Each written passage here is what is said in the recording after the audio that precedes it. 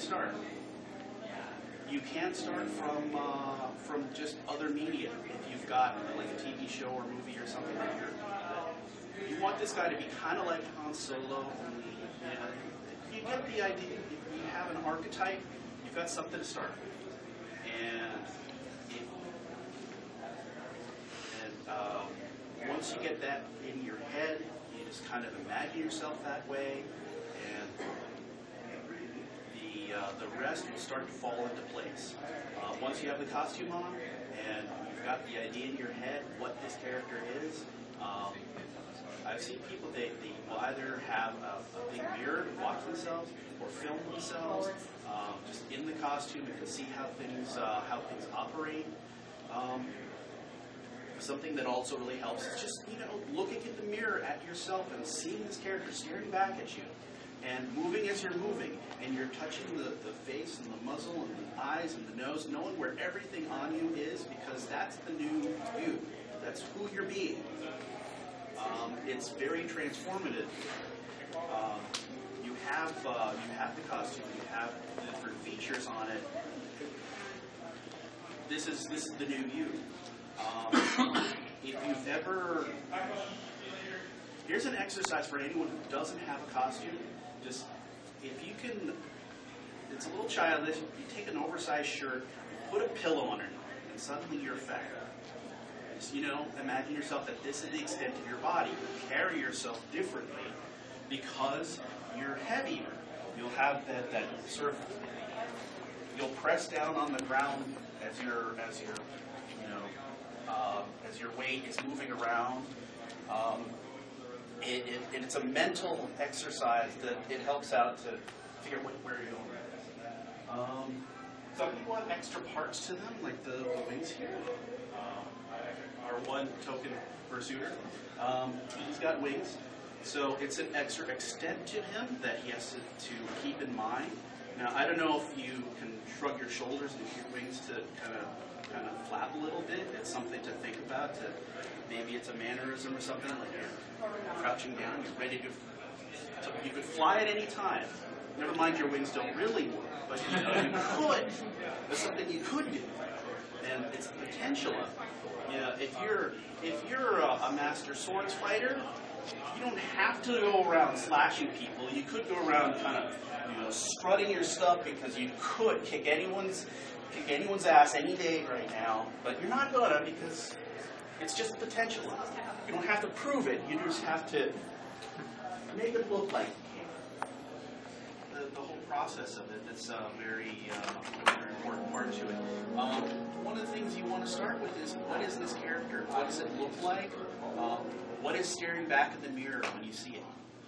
And does it have a particular expression? Because if you've commissioned a suit, the artist will have a particular style. It'll look a certain way. It'll have a certain expression to it, the emotion on the face, and the way that the body sits on you. It might, if it's heavily padded, that's something that you want to simulate that weight, the heaviness, or lightness, depending on the body size, body type. I don't know if when you're commissioning characters, if you're taking into account what the when you're initially getting like the concept art, what this character is meaning to you. And something that I've done is I talk about this sort of generic mascot personality that I have with added things that I add into it. Different mannerisms and different walks, the way that they carry themselves, and if you're kind of stumped for what kind of character it's going to be, start playing the pretend game. What do you wish you could be? Out of movies or TV, or do you fancy yourself like a rock star, a particular rock star, or something that has a certain flamboyance or flair, or just superheroes. Just something that sparks your interest. Because when you can get excited about what you're being, you get into costume, and you're putting on all this fur. It's going to be really hot, and heavy, and what is sparking? What is driving you to do that? To go through all that effort, and what excites you about that? And you can get away with a little more leeway. This is why you don't tell your friend who's a mascot that you're going to the game that day. Otherwise, they're going to hit you with silly string. It's a matter of what you can kind of get away with. But you need to learn to read people, and if they just don't want to have anything to do with you, you can kind of see it in their body language. They'll turn away, or they'll put a hand up, or what have you. And it's also it's very helpful in in community situations when you do suiting in the community, because sometimes you're at fairs or events or such, and people just don't want to bug. The kids are screaming, and they're coming up with a stroller, and the kid's like, let's bring me this monster. It's like, come on, it's fun, have fun. We can't afford Disneyland. How do you deal with the hecklers? Oh, hecklers? Generally, I just walk away. Walk away. I mean, if they're just verbal, you just have to just not give them any ammo. Just move on. One of the things I usually do when I'm performing some conventions or something, always look like you have somewhere to go. Otherwise, you're going to get stopped and stuck. So, and that helps with the hecklers. Just keep going. Now, possibly the toughest crowd is preteen boys. A crowd, a small gang of preteen boys, because they are of the what they call the age of unbelieving, because they're rejecting the kid things, the childhood things, and they want to prove it. They want to, take down the mascot. It's like, you're not real. I'm denying my childhood. I'm a man now. They're just pushing you away. But a funny story. A friend of mine who did mascot work, he had a number of these kids that I don't know if I should advocate this. He actually kind of picked on the runt of them. And all the other kids were watching this, and they were kind of laughing along too. And you suddenly got the other kids on your side. It's it's not violent or something, but you can. It's a matter of something knowing what you can kind of get away with. Taking personal property, like if there's a kid with a hat, I've seen people take hats or take food. This is something they tell you not to do at theme parks, because you don't want to. There may be a kid who's got chemo and is wearing the hat for a reason. It's a matter of learning what you can kind of get away with.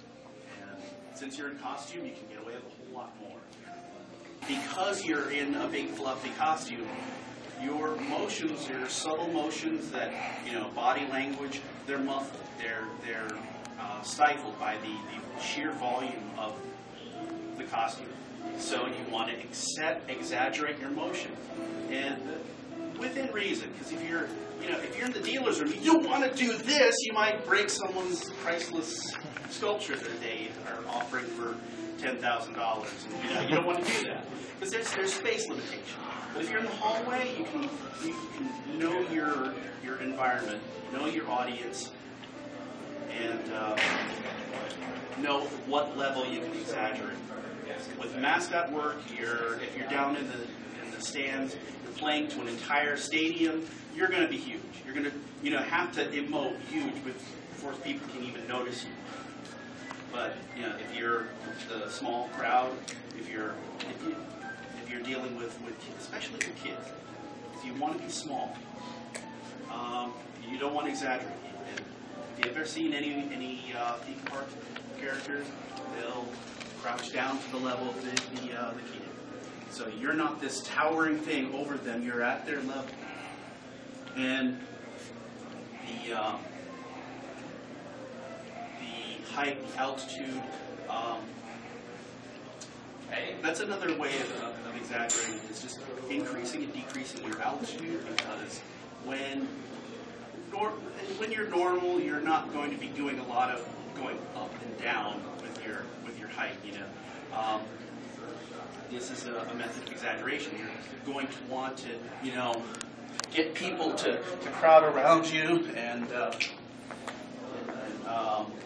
you can vary the level of how high, how tall you are, and express yourself with your whole body. Because when they talk about body language, about communication, I think it was only 25% of that is what you're saying, and a large portion of that is the way you're saying it in the body language. Body language is when you're in suit and you don't talk. I'll get to that in a moment. When you don't talk, you have to express through your body. And it's just classical theme park and mascot movement. Think about how to do something that's sort of subtle, but not be boring about it. And there's different aspects of being shy that you can pose differently, and little motions to yourself that it's interesting to watch, but it's exaggeration of it.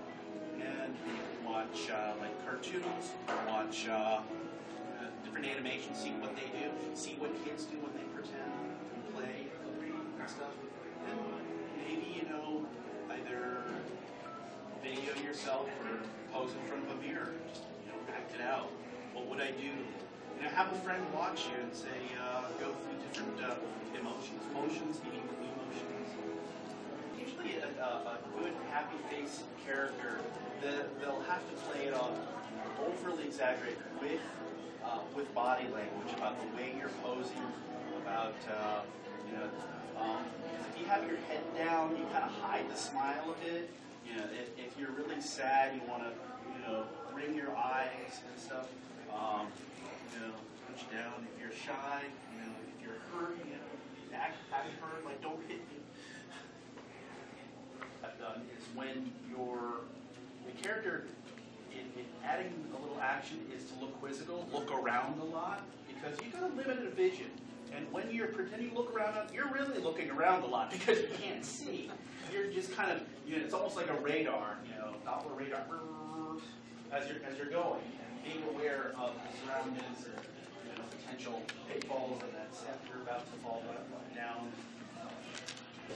The subject of talk. This is something that I'm an old school mascot performer, and I follow the rule of not talking, but that's just tradition.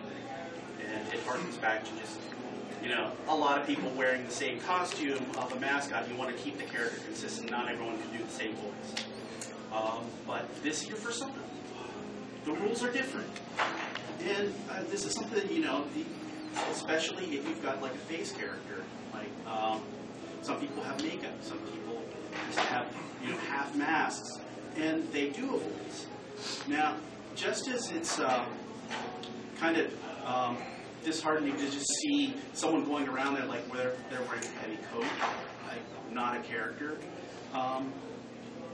The voice will also sell the character, the voice and what you're saying. And this is something that I'm kind of learning about, that I want to get into, is just being able to improvise what to say and how to say it, because I kind of do voices sometimes, but it's kind of, I don't know what to say. But I'm finding that's more of a character, a pretend situation that you're bringing out the character inside, and you'll find things to say.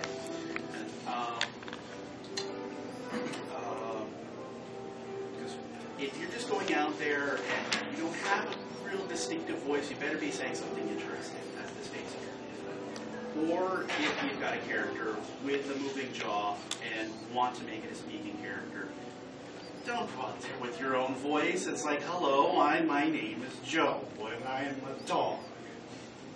But no, you're